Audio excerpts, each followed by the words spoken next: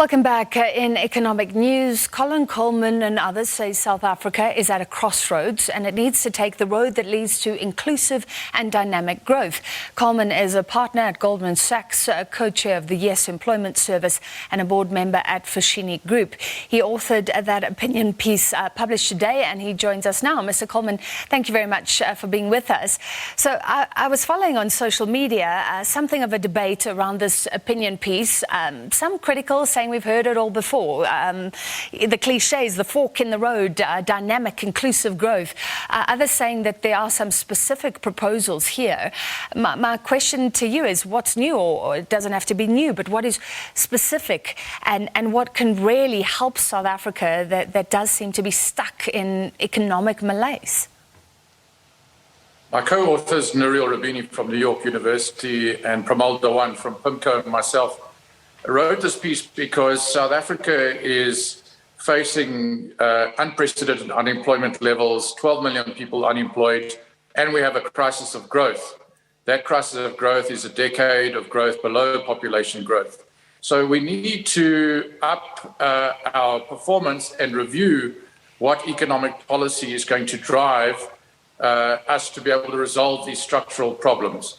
So we collaborated on this piece. Now, there's no monopoly on ideas in South Africa, but it's good to have a debate, and hopefully it's stimulated one, in which we put forward a package of interventions that are interdependent, including social welfare expansion, recapitalisation of businesses, including small businesses and state-owned enterprises, undertaking structural reforms to drive fixed investment, and fiscal consolidation. Those four are interrelated.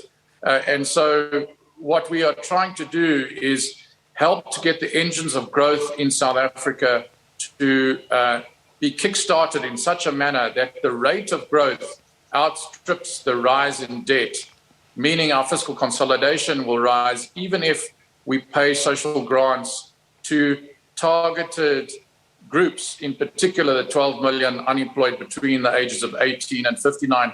We have really no short-term potential employment opportunities and who face starvation unless they are assisted while we drive medium-term. So let's start there. Right now there's the 350 Rand grant, but presumably it needs to be much more substantial than that.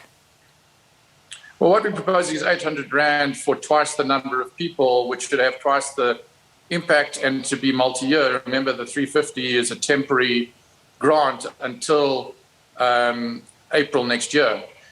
So what you need is a stimulus of size, that is the international precedent, that makes a long sustained impact. And that grant will be reinvested into the South African economy through food purchases, clothing purchases, and hopefully investment in starting micro enterprises with the balance of savings that might generate for the unemployed. Yeah, and that'll be a huge cash outlay. And then you're saying recapitalize SOEs.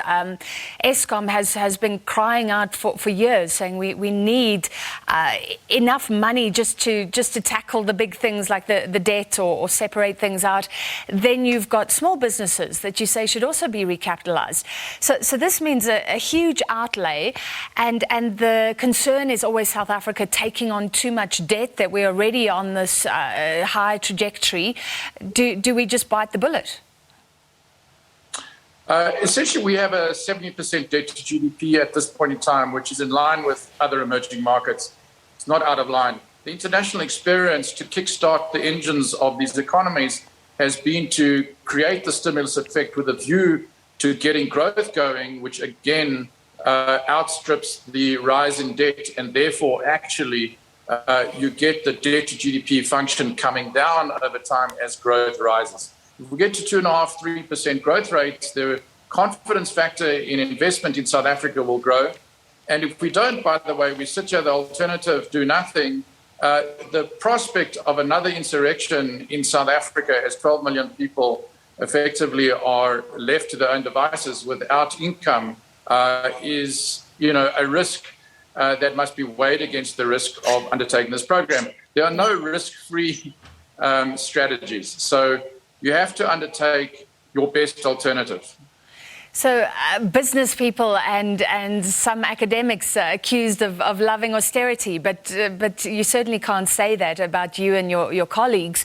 You're saying let's take a chance and what some would say is sort of spend our way out of this economic crisis. Well, I think on a risk-weighted probability basis, what we're proposing for debate is undertake this four-way package of interventions: social welfare expansion, recapitalizing businesses, structural reforms, and fiscal consolidation. They're not divisible. You can't pick one and exclude the other, and get the growth going in the economy again. If we effectively carry on the way we are and take long to undertake structural reforms, and the employment function grows in a society where 60 million people have about 40 million who are poor and 12 million unemployed, that is not a sustainable recipe. Yeah. So we are proposing that we get going with economic growth. So what do you do about one of the biggest structural problems, which is the standard of education, the lack of skills? Because that isn't a quick fix. That's a decades-long fix. No, absolutely, Francis. So we believe that the structural reforms, which are medium-term, should include things like skilled visas, should include things like being able to spur the tourism industry, get our industry to be much more attractive, get incentives in place, whilst we undertake proper education, health, and security policing reforms.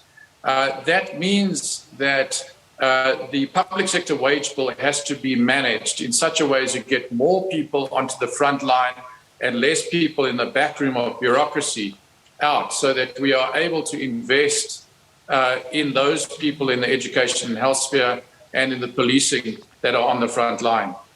All right. Thank you for your time tonight. Yes, ideas to be debated. Colin Coleman, former senior fellow at Yale University, also the Youth Employment Service co-chair.